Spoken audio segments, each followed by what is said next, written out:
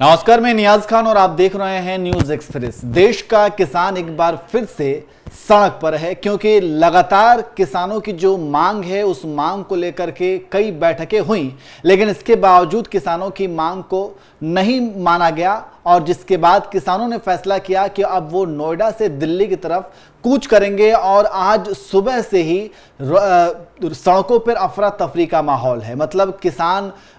दिल्ली कूच करने के लिए लगातार आगे बढ़ रहे थे, हालांकि अब वो दिल्ली कूच कर चुके हैं। वहीं पर प्रशासन पुलिस रोकने के लिए हर जगह चप्पे चप्पर पर तैनात थी। कई लेयर के बैरिगेड्स किए गए थे, बैरिगेटिंग की गई थी। इसके अलावा आंसू गैस के गोले, कनस्तर और लाठी डंडों के साथ पुलिस प्रशासन जो है तैनात थी और वो चाहती थी कि किसी भी तरीके से किसानों को दिल्ली में एंट्री ना मिले। और किसान भी अपनी जिद पर अड़े हुए थे कि वो किसी भी हाल में अपनी मांग को लेकर के दिल्ली में जरूर जाएंगे। तब ऐसे में सवाल यही खड़ा होता है कि आखिर प्रधानमंत्री मोदी किसानों से क्यों डरते हैं। यह सवाल इसलिए भी खड़ा होता है कि किसान आंदोलन का इतिहास बहुत ही पुराना है। आपको याद होगा कि किस तरीके से जब कोरोना काल चल रहा था उस समय भी जब किसानों ने आंदोलन किया था तो कईयों की जान गई थी और किस तरीके से प्रधानमंत्री मोदी अपने जिद पर अड़े हुए थे, वहीं किसान भी अपनी मांग पर अड़े हुए थे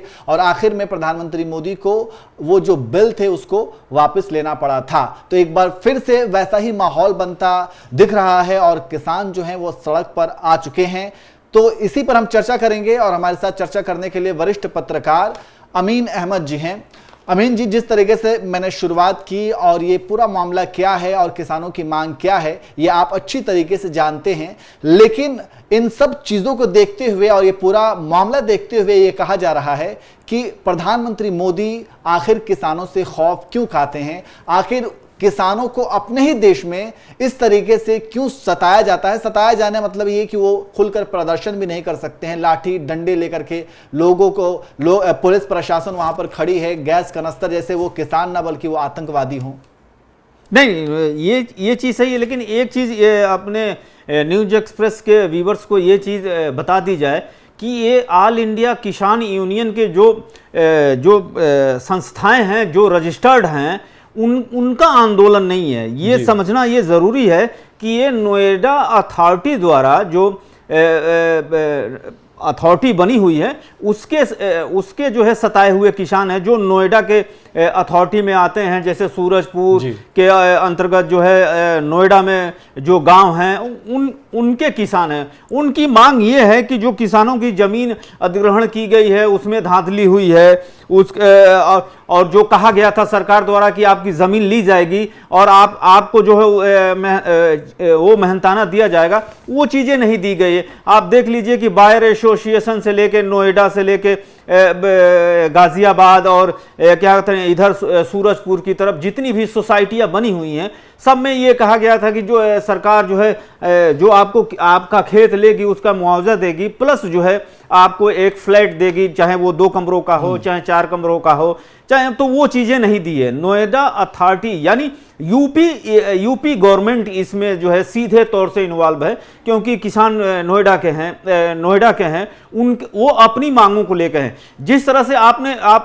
जो जिक्र किया जो सिंधु बॉर्डर का और उसका, वो पूरे ऑल इंडिया किसान यूनियन के जो बड़े संगठन हैं उन संगठन के लोगों की वो मांग थी और वो इसलिए बैठे हुए थे। बाद में जो है प्रधानमंत्री ने एक रात को जो है देश के नाम संबोधन में वो चीज़ें बताई थी और उसके बाद से हटाया था। दूसरी चीज़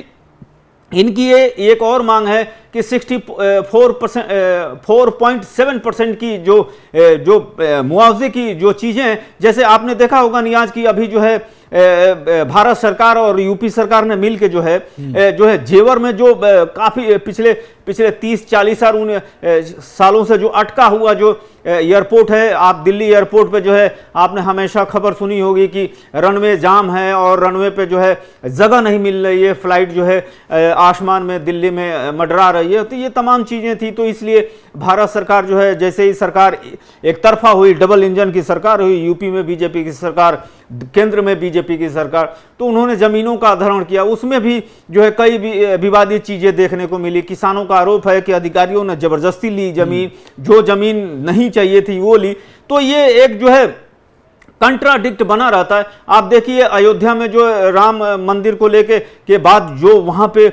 जमीनों के भाव बढ़े और जिस तरह से जो है अधिकारियों के मिली भगत से कई ऐसे बड़े खुलासे हुए जिसमें जो है दलितों की जमीन, किनकी जमीन ली गई और जबरदस्ती ली गई है, जमीनें जबरदस्ती लिखवाई गई ट्रस्ट के नाम से। ये ये लूट खसोट जो है चल रहा है, उसी के विरोध में जो है किसान नाराज हैं। उनका एक और मांग है कि जिनके पास भूमि नहीं है, आज सरकार तो कहती है कि सारे किसानों को यानी जिनके पास है सबको दिया जाएगा, तो सिर्फ वादे ही वादे रह जाते हैं। तो जो आप बात कह रहे थे कि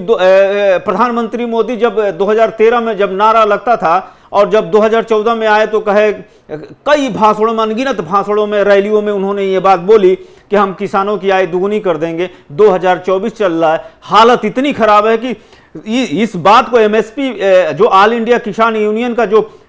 सुप्रीम कोर्ट में है, वो स्वामीनाथन आयोग में इस पे जो है एक टिप्पणी की है, फैसला नहीं है, टिप्पणी आई थी कि बात तो सही है कि किसान जो है कि हालत खराब है। डीएपी पूरे यूपी में एक अकाल टाइप का पड़ा हुआ है, लाइन की लाइन, लंबी लंबी लाइन, लोग 3 बजे रात से लाइन लगा रहे हैं, डीएपी नहीं मिल रही है, यूरिया नहीं मिल रहा है। लेकिन हर पार्टी, हर नेता जो है जब चुनाव आएगा तो वो ये बात जरूर करेगा कि हम किसानों की बात करते हैं, हम ये कर देंगे वो। लेकिन जो धरातल पे दिखता है वो यही है कि जो है पूरी दिल्ली आज जाम है। बिल्कुल, आप तस्वीरों में भी देख सकते हैं कि ये जो तस्वीर हम आपको अपने स्क्रीन पर दिखा रहे हैं, ये बिल्कुल सुबह की तस्वीर है जब किसान नोएडा से निकल करके दिल्ली की तरफ आगे बढ़ रहे थे और वहां पर पुलिस प्रशासन किस तरीके से चप्पे चप्पे पर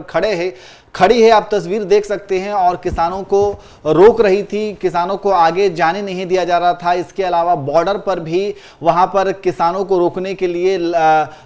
सुरक्षा बल तैनात थे, 4 लेयर की बैरिकेडिंग की गई थी और सुरक्षा बलों के हाथों में लाठी, डंडा और गैस के कनस्तर, आंसू गैस के गोले, तमाम वो चीज़ें मौजूद थी। तो इन तस्वीरों को देख करके आप अंदाज़ा लगा सकते हैं कि किसानों को किस तरीके से इस देश में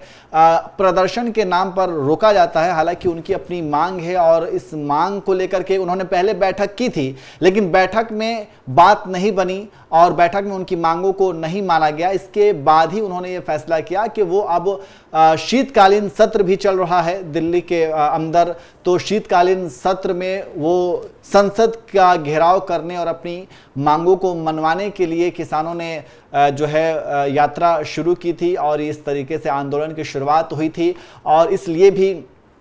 कहा जा रहा है कि प्रधानमंत्री मोदी किसानों से डरते हैं, क्योंकि जैसा कि सिंधु बॉर्डर के बारे में आपको पता है कि किस तरीके से किसानों ने करीब करीब 2 साल वहां पर आंदोलन किया, अपनी मांगों को लेकर ठंड में ठिठुरते रहे, गर्मी में उन्होंने सूरज की तपिश को झेला, बारिश के मौसम में वो वहां पर भीगते रहे। कई किसानों के वहां पर जान भी गए और कई लोग जो हैं मतलब वहां का बहुत ही बुरा हाल था। लेकिन आखिर में क्या होता है कि प्रधानमंत्री मोदी जी आते हैं और एक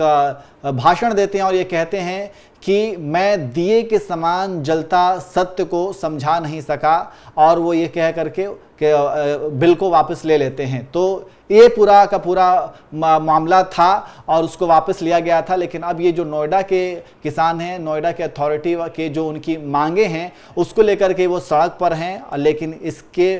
एक बार फिर से वही माहौल देखने को मिल रहा है। अब ये शुरुआत है, आगे ये किसान आंदोलन और कितना बड़ा रूप लेती है ये भी देखने वाली बात होगी। लेकिन शुरुआत देखने से ये कहा जा रहा है कि प्रधानमंत्री मोदी शायद उस किसान आंदोलन की वजह से खौफ में है कि ये भी किसान आंदोलन कहीं बहुत व्यापक रूप ना ले ले और किसानों के सामने फिर उन्हें झुकने पड़े या फिर उन्हें फिर से उनकी किरकिरी शुरू हो जाए। क्या आप भी मानते हैं कि प्रधानमंत्री मोदी किसानों से खौफ खाते हैं, डरते हैं? आप भी कमेंट करके अपनी राय जरूर दीजिए और कैसी लगी हमारी चर्चा इसके बारे में भी आप हमें जरूर बताइए।